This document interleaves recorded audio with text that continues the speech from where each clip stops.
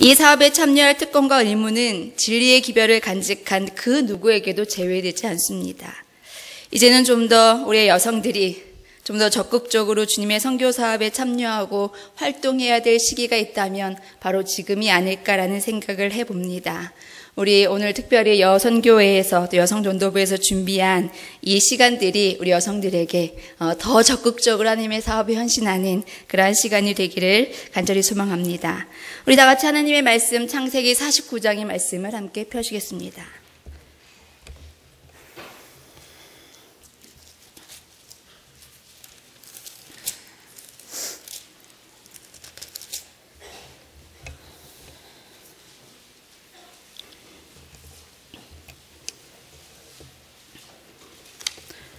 창세기 49장 22절의 말씀입니다.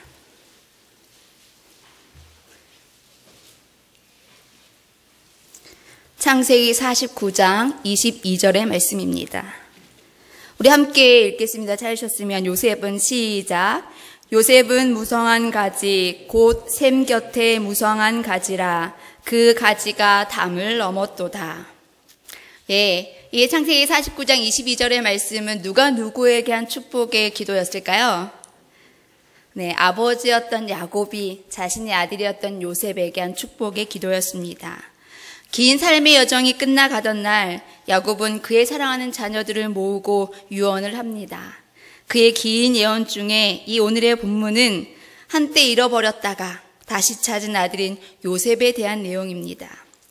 누구보다도 사랑하는 아들의 미래를 생각하면서 아버지로서 해줄 수 있는 최선의 축복이 이루어지기를 바라면서 이 요셉에 대하여 요셉의 삶을 축복하면서 요셉은 무성한 가지 곧 샘 곁에 무성한 가지라 그 가지가 담을 넘었도다라는 말로 그의 인생의 축복의 유언을 시작합니다.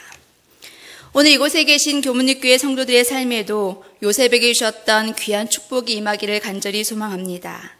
샘 곁에 심겨진 나무같이 성장하여 무성한 가지를 뻗쳐서 그 가지가 담을 넘고 담을 넘어 세상 끝을 향하여 힘차게 뻗어나가는 아름답고 풍성한 열매를 모든 이들과 함께 나눌 수 있는, 그래서 우리의 삶이 하나님께 기쁨이 되고 모든 이에게 축복이 되는 그러한 삶이 되기를 간절히 소망합니다.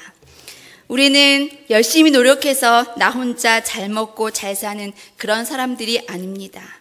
오늘 우리에게 주어진 모든 축복들은 나 혼자만을 누리기 위해서 하나님께서 주신 것이 아니라 그것이 담을 넘고 담을 넘어 나와 우리를 넘어서 이 땅에 살아가는 많은 사람들에게 하나님께서 우리에게 허락하신 축복을 나누는 통로로 사용하기 위하여 하나님께서 주신 것들입니다.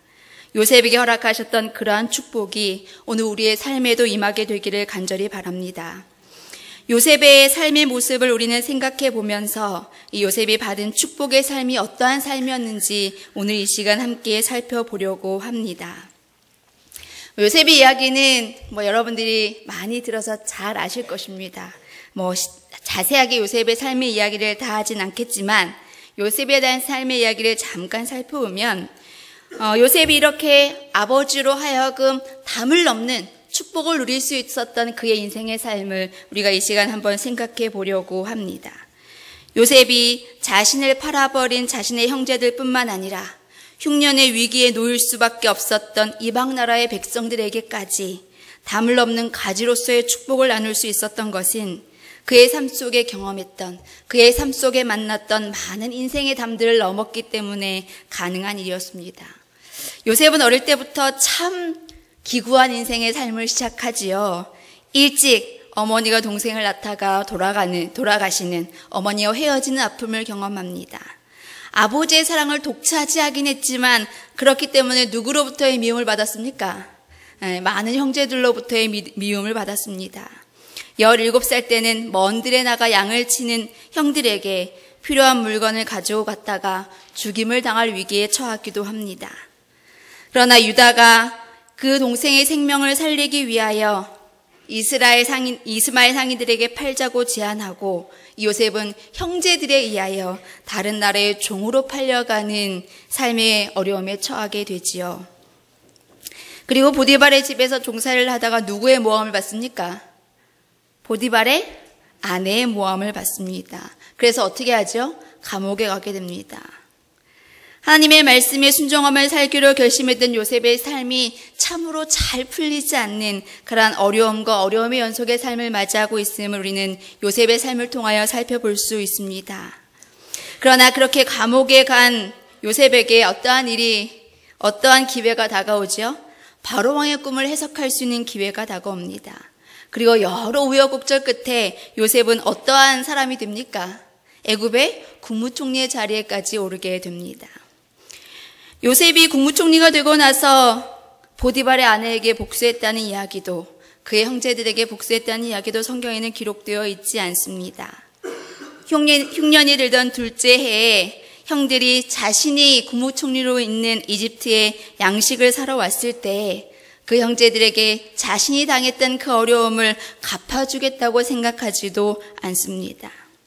그리고 형들에게 자신이 요셉인 것을 알렸을 때, 그리고 형들이 국무총리에 있는 요셉이 자신의 동생인 것을 알았을 때, 자기들이 팔아버린 동생인 것을 알고 두려움에 처해 있을 때 요셉이 어떠한 행동을 했는지 여러분이 잘 아실 겁니다. 오히려 그 모든 시간들이 하나님께서 자신을, 형들을 구원하기 위하여 이 땅에 보내셨던 일이라고 고백했습니다. 형들이 자신을 노예로 팔아버렸지만 요셉은 형들과 그의 가족을 사랑하고 돌보는 선택을 하지요. 요셉의 삶은 용서와 사랑의 가지가 분노의 담을 넘어, 복수의 담을 넘어 그 형제들까지 다 끌어안는 선택을 하는 그러한 삶을 살게 됩니다.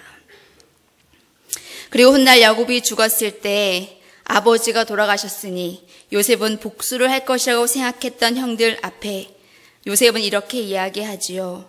아버지께서 우리를 용서해 주라고 유언하셨습니다. 그리고 형들이 요셉에게 엎드려 죽을 죄를 지었으니 제발 살려달라고 애원했을 때 두려워하지 말라고, 내가 어찌 하나님을 대신하겠냐고 이야기했습니다. 그러면서 당신들은 나를 해하려 하였으나 하나님은 그것을 선으로 바꾸사 오늘과 같이 만민의 생명을 구원하려 하셨나니 두려워 말라고 그들을 용서했습니다. 요셉의 삶은 굉장히 파란만장했지만 그 어려운 삶의 순간순간에조차 요셉이 얼마나 옳은 선택을 했는지, 얼마나 하나님께서 원하시는 선택을 했는지 그의 삶을 통하여 우리는 살펴볼 수 있습니다. 요셉에게는 참으로 많은 인생의 담들이 있었습니다. 첫 번째, 그는 고난의 담이 있었습니다. 우리가 아까 보았던 요셉의 삶처럼 어린 나이에 어머니를 잃고 형들의 미움을 받으면서 그는 굉장한 고난의 시간을 경험합니다. 다른 나라에 팔려가고 종으로 살고 모함을 겪고 그러한 삶을 살아갔던 요셉이 한 일이 있습니다. 부조와 선지자는 이렇게 기록합니다. 요셉이 형들에게 팔려가면서 이런 기록을 부조와 선지자는 기록하고 있습니다. 그때 요셉의 생각은 그의 아버지의 하나님께로 향하였다. 그는 어린 시절에 하나님을 사랑하고 경외하도록 가르침을 받았다. 때때로 그는 아버지의 장막에서 야곱이 그의 집으로부터 도망해 나와서 방황하던 때에 그가 본 계시에 대한 이야기를 들었다. 그는 여호와께서 야곱에게 약속하신 언약과 그 언약이 어떻게 성취되었는지에 대해 들었다. 곧 필요할 때 어떻게 하나님의 천사가 그를 교훈하고 안위하고 보호하셨는지에 대하여 들었다. 그리고 그는 사람들을 위하여 구주를 준비하신 하나님의 사랑을 배웠다. 이제 이 모든 귀한 교훈이 그의 앞에 생생하게 떠올랐다. 요셉은 자기 조상들의 하나님이 자기의 하나님이 되시라는 것을 믿었다. 그리고 그곳에서 그는 여호와께 자기 자신을 완전히 헌신하고 이스라엘의 수호자 하나님께서 그가 유랑하는 땅에서도 그와 함께 계시를 기도하였다. 어떤 환경에 처하더라도 하늘 왕의 신민답게 행동하여 하나님께 충성을 다하리라는 고결한 결심으로 그의 영혼은 감동되었다. 형제들에게 팔려가서 이제는 어떠한 삶의 위가 자기의 앞에 놓일지 알지 못하는 그 고난의 순간에 요셉이 했던 일이 무엇이었다고요? 어떠한 환경에 처하더라도 하늘 왕의 신민답게 행동하여 하나님께 충성을 다하리라는 고결한 결심을 하였다라고 이야기했습니다. 요셉이 자신의 인생에서 그 고난의 담들이 그의 앞에 정말 첩첩산중으로 놓이는 그 순간에도 그가 그 고난의 담을 넘을 수 있었던 이유는 뭐 때문에요? 어떠한 환경에 처한다 할지라도 어떻게 해요? 하늘 왕의 백성답게 행동하여 하나님께 충성을 다하려는 결심이 그를 그 담을 넘어가는 삶을 살 수 있게 도왔다는 것입니다. 형들에게 팔리고 감옥에 가고 정말로 꼬여가는 그의 인생의 삶 속에서도 그가 그렇게 담을 넘을 수 있는 그 고난의 어려움을 이겨낼 수 있었던 이유는 하나님께 충성을 다하며 살겠다는 그의 결심의 삶 때문이었던 것입니다. 하나님 곁에 있기로 결심하는 것. 오늘 우리의 삶의 결심이 아무것도 아니지만 어떻게 살겠다고 결심한 일은 굉장히 중요합니다. 여러분, 오늘 이 시간 여러분 하나님 앞에 어떠한 결심을 하시겠습니까? 요셉의 그러한 삶의 고난 앞에 내가 어떤 고난이 처하더라도 어떤 환경의 어려움이 있더라도 하늘 왕의 신민답게 살겠다라고 결심했던 그 요셉의 결심이 저와 여러분의 결심이 되기를 간절히 바랍니다. 여러분이 만나는 인생의 고난의 담 앞에서도 절대로 내가 하나님을 버리지 않겠다고 이 시간 먼저 결심하게 되기를 바랍니다. 그래서 혹시 지금 그러한 어려움 속에 있는 분이 있다 할지라도 또 앞으로 여러분의 삶에 그러한 어려움이 있다 할지라도 절대로 여러분의 결심을 기억하시고 하나님을 버리지 않고 하나님과 함께 그 고난의 담을 넘을 수 있는 그러한 요셉과 같은 삶이 되시기를 간절히 바랍니다. 요셉에게 인생에는 고난의 담뿐만 아니라 유혹의 담이 있었습니다. 사실 넘어지는 일은 고난의 때보다는 고난이 다 끝났을 때 더 많은 것 같습니다. 요셉에게는 뿌리칠 수 없었던 유혹의 담이 그에게 다가왔습니다. 보디발의 집에서 그가 보디발의 주인의 총애를 받아 생활하고 있을 때 그를 유혹하려고 했던 보디발의 아내를 만나게 되죠. 그러나 요셉은 어떻게 했습니까? 그 아내가 분명 유혹할 때는 단지 성적인 즐거움뿐만이 아니라 그 유혹에 넘어간다면 그 여인을 만족하게 해준다면 단순한 성적인 유혹뿐만 아니라 그 여인이 가지고 있던 많은 것들도 함께 누릴 수 있는 그러한 유혹이 그에게 다가왔을 것입니다. 그러나 그 순간에 요셉은 어떠한 결심을 했을까요? 창세기 39장 9절에 보면 이렇게 기록합니다. 그런즉 내가 어찌 이 큰 악을 행하여 하나님께 득죄하리이까. 비록 그는 그 일로 인하여 그 유혹을 뿌리침으로 인하여 더 어려운 삶을 겪게 됐지만 그는 하나님의 곁에 있기로 하나님 앞에 죄를 행치 않기로 결심하는 삶을 선택했다는 것입니다. 어찌 더 큰 악을 행하여 하나님께 득죄하리이까. 요셉의 인생의 삶 앞에 유혹의 담이 가로막았을 때 그는 그 유혹의 담을 인간적인 생각이 아니라 하나님의 생각 앞에 하나님의 뜻 앞에 두기로 결심하고 하나님 앞에 큰 악을 행치 않기로 결심하고 그 시간을 견뎠습니다. 비록 감옥에 가야 하는 더 억울한 일을 경험하게 되긴 했지만 말입니다. 그리고 세 번째, 요셉의 인생에게는 복수의 담이 있었습니다. 요셉이 얼마나 억울한 일을 많이 당했습니까? 형제들로부터. 근데 그가 이제 애굽에서 그 여러 가지 우여곡절 끝에 어떠한 직분을 얻게 됩니까? 왕 다음으로 높은 국무총리라는 자리를 얻게 됩니다. 그가 총리가 되었을 때 드는 첫 번째 생각이 무엇이었을까요? 여러분이 그렇게 억울한 일을 많이 경험하고 그 모든 억울한 일을 다 갚을 수 있는 자리에 놓였다면 여러분이 드는 첫 번째 생각은 혹시 무엇이겠습니까? 나를 억울하게 팔아버린, 정말 같은 형제로 같은 아버지 밑에서 자랐던 그 형제들이 나를 이렇게 팔 수가 있을까 했던 그 억울한 생각들이 어쩌면 형들에게 복수할 수 있는, 어쩌면 자신을 유혹해서 억울하게 감옥에 가게 했던 보디발의 아내에게 안갚음을 할 수 있는 그러한 위치에까지 오르게 된 것입니다. 복수하기 딱 좋은 자리이죠.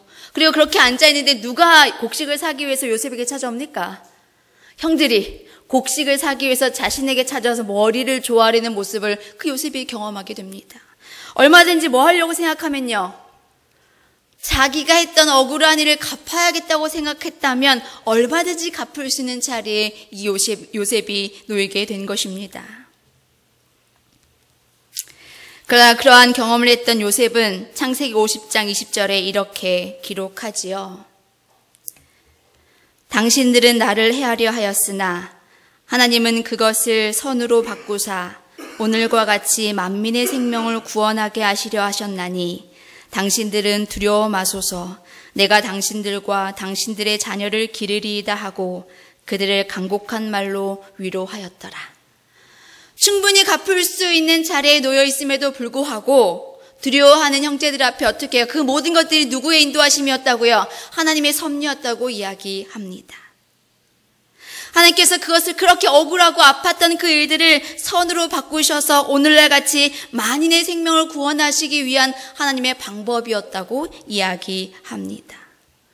요셉은 그의 인생에 만나는 숱한 담들을, 숱한 장애물들을 오직 뭘로요? 하나님께서 그와 함께 하시기 때문에, 그가 하나님 앞에 서 있기 때문에 그 모든 삶의 결심들을 통하여 그 어려움과 아픔들과 그 힘든 시간들을 견디고 승리하는 삶을 살아갈 수 있었다는 것입니다. 여러분에게 있어서 하나님을 섬기는 사역을 하고 교회에서 하나님의 복음을 전하는 사역을 함에 있어서 또 여러분의 인생을 하나님 안에서 살아가는 여러분의 인생의 삶에 있어서 여러분에게 담은 무엇입니까?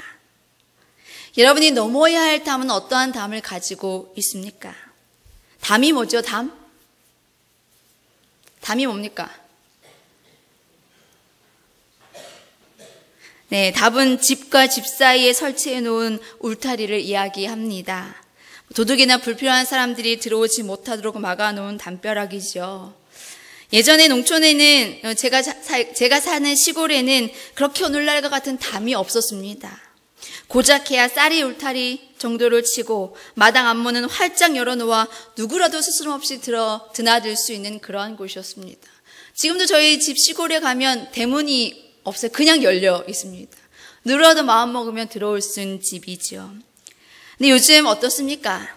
산업화, 도시화가 되면서 또 여러 가지 어렵게 하는 일들이 많아지면서 또 개인의 삶을 중요시하는 시대가 되면서 집과 집 사이에, 건물과 건물 사이에 굉장히 높은 담들이 쌓여가고 있습니다. 담 가지고는 이제는 부족해서 감시 카메라 달고 또 경비원까지 지키는 시대가 되었지요. 이제는 전도지를 들고 나가도 내가 원한다고 해서 함부로 남의 집에 들어와서 전도지도 꽂을 수 없는 시대가 되었습니다. 현관문에 비밀번호를 입력하지 않으면 관계자 외에는 아무도 들어갈 수 없는 시대에 삽니다. 이러한 장벽은 비단 집과 건물에만 있는 것은 아닙니다. 나라와 나라 사이, 또 지역과 지역 사이에도 이러한 담들이 놓여 있습니다. 비록 보이는 담뿐만 아니라 보이지 않는 여러 담들이 또 우리의 삶에 놓여 있지요. 우리는 제7일 나실 예수 재림교회, 우리는 진리를 가지고 있다고 생각하지만 많은 사람들이 우리를 이단이라는 담을 쌓고 우리를 경계합니다. 우리가 사는 세상은 물리적인 담뿐만이 아니라 보이지 않는 굉장히 많은 장벽들, 보이지 않는 굉장히 많은 담들이 있습니다. 어쩜 우리가 담을 넘는 가지가 되어서 정말 그들에게 하나님께서 우리에게 맡기신 선교의 사명을 다하기에는 정말 수많은 담들이 우리에게 처져 있다는 사실이죠. 그리고 때로는 우리의 삶 속에 그러한 담들 때문에 수없이 많은 좌절들을 경험하기도 하고 또 자신들의 꿈을 펼쳐보지도 못하고 실패하는 경우들이 참 많이 있습니다. 오늘 이제 여성 전도부가 순서를 쓰시는 날이니까 그렇다면 하나님의 사역을 함에 있어서 여성들에게 담은 무엇일까요? 혹시 여러분이 하나님의 사역을 하면서 여성도로 또 여집사로 내가 하나님의 사역을 하면서 이게 참 담이다 라고 생각하시는 것들이 혹시 있나요? 예전보다는 많이 좋아졌다고 이야기하고 예전보다는 많이 여성의 권위 또 여성의 권리들이 많이 찾아졌다고 이야기하는 이 시대지만 여전히 여성이기 때문에 혹시 여러분이 하나님의 사역을 하는 일에 있어서 담이 있으십니까? 저는 목회자입니다. 그리고 저에게는 또 다른 이름이 있죠. 여성 목회자라는 이름이 있습니다. 남자들 목회자인 남성 목회자라고는 사실 잘 안 부르거든요. 근데 여자의 목회자에게는 늘 여성 목회자라는 말이 붙습니다. 많은 사람들이 여성이 목회하는 것에 대하여 굉장히 많은 편견을 가지고 있습니다. 심지어 제가 목동교회에서 6년의 사역을 마치고 담임으로 청평교회에 발령이 났을 때 심지어 저희 어머니도 어떻게 여자가 교회를 담임하냐고 라는 염려를 많이 하셨습니다. 그리고 제가 청평으로 사실 발령 난 다음에 이렇게 목회자들은 발령이 나고 나면 그 교회의 수석 장로님 그리고 이렇게 전화를 하거든요. 제가 이번에 발령받은 누굽니다라는 전화를 하거든요. 제가 청평교회 발령이 난 다음에 이제 그 교회 수석 장로님께 이제 인사를 하기 위해서 전화를 했을 때 이제 그 전 담임 목사님이 전화를 해서 제가 수석 장로님 연락처를 가르쳐 달라고 제가 이제 이번에 발령받았으니 인사를 해야겠다라고 제가 전화를 드렸더니 그 목사님께서 일단 제가 교회에 여성 목회자가 온다는 사실을 알리고 그들을 먼저 잘 진정시키고 난 다음에 그 다음에 전화하시면 좋겠다. 너무 갑작스럽게 전화하시면 또 너무 당황하시니까 그럼 이제 서로 불편해질 수도 있으니 제가 먼저 그렇게 이야기하고 그 다음에 전화하시면 좋겠다. 이렇게 이야기를 하셨습니다. 저를 위한 배려이기도 했지만 와 이런 여전히 많은 편견 속에 그리고 여전히 많은 벽 속에 있는 이 교회에서 어떻게 담임 목회자로 목회를 할 수 있을까라는 두려움도 사실 있었습니다. 그러한 두려움 또 때로는 목회하면서 만나는 아픔 그러한 것들을 경험하면서 그럼에도 불구하고 제가 여성이기에 난 여자에게 목회하기 참 힘들구나라는 생각을 해본 적은 없었던 것 같아요. 제가 청평교회 8년의 목회를 하면서 참 즐겁고 참 행복한 시간이었습니다. 제가 여성이기 때문에 누구에게 이렇게 여자 목회자가 왜 저래? 라는 이야기를 들은 적도 없고 여자 목사님에게 이렇게 하면 안 돼! 라고 이야기를 들은 적도 없었던 것 같아요. 제가 참 좋은 교회를 만난 거죠. 그래서 8년 동안 참 행복한 시간을 보냈습니다. 저희 학교에는 지금 5명의 여성 목회자가 있습니다. 200여 명이 넘는 목회자 가운데 5명의 여성 목회자들이 있는데요. 여성 목회자들은 목회라는 짐뿐만 아니라 거기에 또 하나의 짐을 지고 살아갑니다. 그것이 어떤 짐이냐면 우리가 예를 들면 이제 제가 교회에서 목회를 하다가 약점과 단점이 있잖아요. 그렇죠? 저만이 가지고 있는 그런 것들이 보여질 때 사람들이 이렇게 이야기합니다. 박성경 목사님은 저게 단점이야 라고 이야기하지 않고 뭐라고 이야기하냐면 여자 목사님은 그래서 안 돼 라는 이야기를 하거든요. 그래서 여성 목회자들은 목회를 하면서 어떠한 짐을 또 하나 지고 있냐면 목회자로서 그렇게 살아도 될까라는 짐 하나와 또 하나의 짐은 내가 잘 못해서 혹시 내가 욕먹는 게 아니라 누가요? 여성 목회자는 그렇지 뭐 여자는 다 그래 라는 욕을 먹지 않을까라는 또 다른 짐을 지고 살아갑니다. 어쩌면 여성으로서 교회에서 사역을 하고 있는 여러분들에게는 혹시 그러한 편견은 없는지는 모르겠습니다. 여자이기 때문에 그러면 안 되고 여자이기 때문에 이거는 할 수 없고 여자이기 때문에 거기까지 라는 많은 한계들이 어쩌면 우리가 가지고 있는 달란트 하나님께서 더 많은 일들을 할 수 있는 달란트들을 우리에게 주셨음에도 불구하고 단지 여자라는 한계 때문에 그것들이 펼쳐지지 못하는 여러분의 담이 되어서 여러분을 한계 속에 가두어 놓는 건 아닌지 모르겠습니다. 제가 여성 목회자로서 살아야 하는 그 삶이 그 담을 넘어야 하는 일이 저에게 주어져 있듯이 어쩌면 여기에서 여성으로서 하나님의 사역을 함께 동역하는 여러분들이 그러한 담 속에 때로는 어려움을 경험하고 있지는 않은지 혹은 그러한 모습들이 이렇게 젊게 이제 막 새로운 꿈을 꾸고 있는 저렇게 젊은 학생들이 우리 교회는 참 보수적이야 여성들에게 참 한계가 많아 라는 것들을 생각하게 하지는 않는지 그런 것들을 한 번쯤 생각해 보았으면 좋겠다라는 생각이 듭니다. 제가 동영상 하나를 준비했는데요. 이것은 여성용품을 만드는 한 회사에서 만든 영상입니다. 영상을 한번 봐주시면 좋겠습니다. 여자답게 라는 영상인데요. Hi, Erin. Hi. Okay, so I'm going to just give you some actions to do. I just do the first thing that comes to mind. Show me what it looks like to run like a girl. My hair.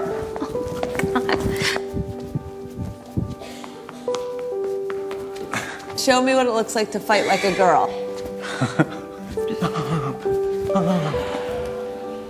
Now throw like a girl.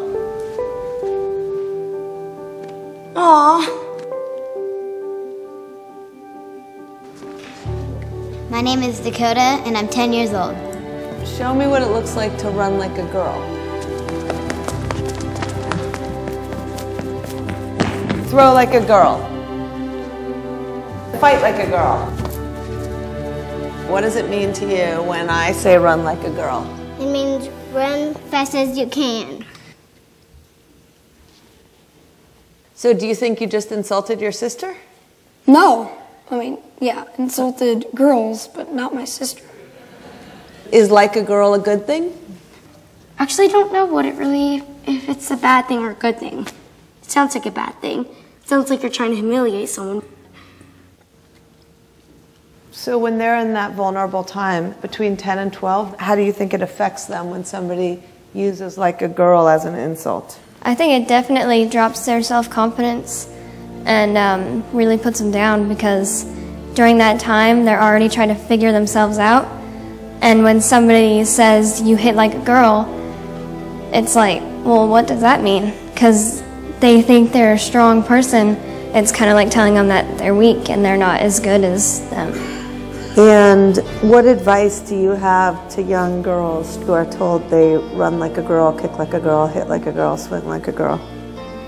Keep doing it because it's working.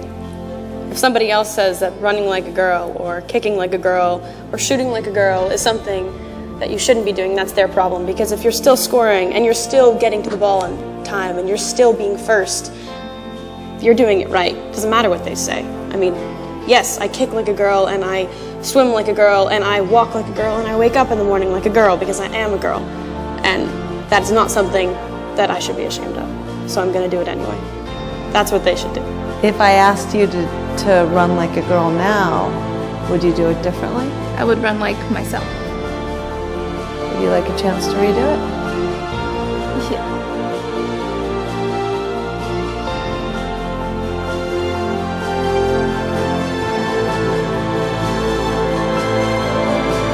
Why can't run like a girl also mean win the race?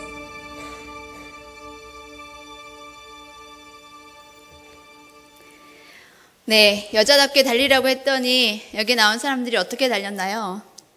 굉장히 소심하게, 굉장히 힘없게, 네, 뭐 최선을 다하는 것 같지도 않고 그렇게 했습니다.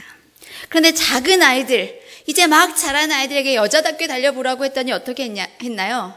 굉장히 자기가 있는 최선을 다하여 달렸습니다. 여자답게라는 말이 소심하게, 약하게, 자신의 이야기를 당당하게 말할 수 없는, 그렇게 해서는 안 되는, 그리고 자신이 재능을 많이 갖고 있지만 여자이기 때문에 어떤 한계를 만들어야 하는 그런 말이 되지 않았으면 좋겠습니다. 하나님께서 여성을 만드실 때 남성과 함께 하나님의 사역을 위하여 그 복음을 전하는 사역에 함께 협력하고 함께 할 수 있도록 우리를 창조하시고 우리를 그러한 사역으로 부르셨습니다. 여자이기 때문에 무엇인가를 할 수 없다는 한계를 만들지 않았으면 좋겠습니다. 여자이기 때문에 무언가를 하지 않으면 안 된다는 한계를 만들지 않게 되었으면 좋겠습니다. 교회 정원 사권에는 이런 말씀이 기록되어 있습니다. 의지만 있다면 우리는 하나님을 위한 고귀한 일을 할 수 있다. 여성들은 자신의 능력을 잘 모르고 있다. 여성들을 위한 더 높은 목적과 더 위대한 운명이 있다. 여성들은 영원한 파멸에서 영혼들을 구원하는 위대한 일에 사용되도록 자신의 능력을 개발하고 연마해야 한다. 여자에게 여자다워지라고 하는 말을 이제 우리는 나다워지라는 말로 만들어 가야 할 때입니다. 여자이기 때문에 무엇인가 할 수 없고, 여자이기 때문에 좀 더 작아져야 하고, 여자이기 때문에 좀 더 조용해야 하고, 여자이기 때문에 어떠한 더 이상 할 수 없는 일들의 한계가 아니라 하나님께서 나에게 그 일들을 할 수 있는 재능을 주었다면 하나님을 위한 더 높은 목적과 더 위대한 일 앞에 우리가 가진 것을 당당하게 주님 앞에 드릴 수 있는, 그렇게 능력을 개발하고 능력을 연마하여 주님의 사업에 헌신해야 한다라고 연애신의 말씀은 기록하고 있습니다. 나에게 주신 재능을 하나님을 위하여 적극적으로 사용하여 우리에게 부여하신 선교의 사명이 여자에게 세워진 한계를 넘어, 나의 한계를 넘어 더 많은 이웃들에게 축복으로 뻗어나가게 되기를 간절히 소망합니다. 그리고 그 말은, 나답게 살라는 말은 우리는 제7일 안식을 예수 재림교인답게 살라는 이야기입니다. 그리스도인이라는 이름 아래 그리고 예수 그리스도의 이름으로 모든 편견과 연약함을 뛰어넘을 수 있는 요셉의 축복이 저 여러분에게 임하게 되기를 간절히 소망합니다. 그러면 여러분은 여러분이 가지고 있는 그러한 담을 넘는 가지가 될 것입니다. 축복을 나누어주는 축복의 통로가 될 것입니다. 그것이 얼마나 기쁘고 행복한 일인지 우리 모두가 경험할 수 있게 되기를 간절히 소망합니다. 사랑하는 성도 여러분, 요셉이 그렇게 가지를 넘을 수 있었던, 담을 넘는 가지로서의 삶을 살 수 있었던 비결이 무엇인지 아십니까? 창세기 49장, 저희가 아까 읽었던 창세기 49장 22절의 말씀에는 샘 곁에 무성한 가지라라고 이야기합니다. 그 나무가 어디에 있었기 때문에 가능했다고 이야기하는 것입니까? 샘 곁에 있었기 때문에 가능한 일이었다고 이야기합니다. 샘 곁에 자리 잡고 그 결과를 어떻게 해요? 그 샘을 통하여 흡수되는 많은 영양분들과 수분들이 그 나무로 하여금 그 가지로 하여금 무성하게 뻗어나가서 뭘 넘을 수 있느냐? 담을 넘을 수 있는. 그래서 수많은 열매들이 나 혼자만 누리는 것이 아니라 담을 넘어 수많은 사람들에게도 그 아름다운 축복을 나눌 수 있는 가지가 될 수 있었던 것은 그 나무가 어디에 뿌리를 두고 있었기 때문에요. 샘 곁에 뿌리를 두고 있었기 때문이라고 이야기합니다. 복 있는 사람에 대한 시편 1편에도 이렇게 이야기하죠. 저는 시냇가에 심은 나무고 시절을 쫓아 과실을 맺으며 그 잎사귀가 마르지 아니함 같으니. 요한복음 4장 14절에 이렇게 기록합니다. 내가 주는 물을 마시는 자는 영원히 목마르지 아니하리니 내가 주는 물은 그 속에서 영생하도록 솟아나는 샘물이 되리라. 우리가 하나님 곁에 있을 때, 하나님께 우리의 삶의 뿌리를 두고 있을 때, 하나님부터 우리 오는 그러한 모든 영양분을 가지고 우리가 자라날 때 우리의 삶의 가지들이 뻗어서 더 무성해져서 우리가 가지고 있는 모든 편견과 모든 한계를 넘어서 그 뻗어나는 가지들을 통하여 아름다운 열매들이 온 땅에 가득 나눌 수 있는 축복의 통로가 될 수 있다는 것입니다. 여러분의 자리는 어디입니까? 여러분은 지금 어디 여러분의 자리를 두고 살아가고 있습니까? 정말 샘 곁에 생수 되시는 영원한 생명 되시는 하나님께 여러분의 뿌리를 두고 있습니까? 나를 믿는 자는 성경의 이름과 같이 그 배에서 생수의 강이 흘러나오리라. 하나님으로부터 말씀을 통하여 진액을 공급받고 성령의 능력을 공급받고 매일매일 성장하고 쭉쭉 뻗어나가는 오늘 우리의 삶을 통하여 마침내 우리의 삶의 가지들이 담을 넘어 영육간의 풍요로움을 누리며 다른 사람에게까지 도움과 혜택과 축복을 나눌 수 있는 요셉의 축복이 오늘 저 여러분의 삶에도 풍성히 임하게 되기를 간절히 소망합니다. 사랑하는 성도 여러분, 하나님께서 저와 여러분을 하나님의 자녀로 삼으셨습니다. 너는 남자이기 때문에, 너는 여자이기 때문에 우리를 위한 계획이 다르지 않습니다. 우리를 통하여 하나님의 계획은 우리의 삶을 통하여 우리가 가지고 있는 복음을 함께 나누는 우리의 사역을 통하여 이웃에게 퍼져나가는 온 세상 끝까지 복음을 전해야 하는 일에 어떠한 차별도 두지 않습니다. 하나님께 내 존재가 어떠한 사람인지 한번 생각해 보시면 좋겠습니다. 하나님께 나는 얼마나 사랑받는 존재인지, 하나님께서 나를 사용하기 위하여 어떠한 재능과 탤런트들을 맡겨두셨는지, 그리고 그것을 위하여 나는 어떻게 사용하고 있는지. 어느 누구도 하나님과의 관계가 단절된 채로 무성하게 자랄 수는 없습니다. 또한 하나님의 샘 곁에 머물지 않고 열매 맺는 삶을 살 수는 없습니다. 그리고 그렇게 하지 않으면 누군가에게 올바른 하나님의 자녀로서의 삶의 모습을 증거할 수도 없습니다. 하나님과 늘 연결된 삶, 하나님께 우리의 뿌리를 내리고 사는 삶, 그래서 우리의 삶에 뻗어나가는 아름다운 가지들로 이웃들에게 주님의 귀한 삶의 열매들을 나눌 수 있는 그런 삶, 그런 그리스도인의 삶이 저와 여러분의 삶이 되기를 간절히 소망합니다. 그리스도인 성경봉사 15페이지엔 이런 말이 기록되어 있습니다. 구주께서는 고난과 슬픔과 시험 당하는 자들을 도와줄 수 있는 교회를 세우기 위하여 자신의 귀한 생명을 희생하셨다. 그들이 그리스도 안에 있으면 가정에서나 동리에서나 또는 지경을 넘어서까지라도 일할 수 있으며 그로 말미암아 한없는 결과를 가져오게 될 것이다. 그들이 누구 안에 있으면요? 그들이 그리스도 안에 있으면 가정에서나 동리에서나 또는 지경을 넘어서까지라도 일할 수 있으며 그로 말미암아 한없는 결과를 가져오게 될 것이다 라고 이야기하십니다. 요셉이 그런 어려운 삶의 여건 속에 그 어려운 삶의 담을 넘고 담을 넘어 그 이웃 나라까지 흉년으로 죽을 수밖에 없었던 그 이웃 나라의 백성들까지 그들의 생명까지 살릴 수 있었던 무서운 가지를 뻗을 수 있었던 이유는 그의 삶 구비구비마다 누구와 함께 했기 때문에요. 하나님과 함께 했기 때문이었습니다. 그러므로 인하여 그를 하나님께서 형통하게 하셨다라고 창세기에는 수없이 기록하고 있습니다. 요셉이 하나님을 바라보았기 때문이고 요셉이 하나님의 손길을 믿었기 때문이고 아버지 하나님께서 자기의 삶에도 함께 하실 거라는 그런 언약의 약속을 믿고 있었기 때문이었습니다. 그리고 그는 그의 삶이 그 하나님 앞에 뿔을 내리고 살 것이라는 결심을 하며 살았기 때문에 가능한 일이었습니다. 사랑하는 성도 여러분, 저 여러분의 삶에도 하나님께서 요셉의 삶에 함께 하셨던 그러한 하나님의 삶에 동행하심이 저 여러분의 삶에도 있음을 기억하셨으면 좋겠습니다. 요셉에게 언약하셨던 그 약속의 하나님이 그 약속의 말씀이 저와 여러분에게도 하시고 있다는 사실을 기억하게 되셨으면 좋겠습니다.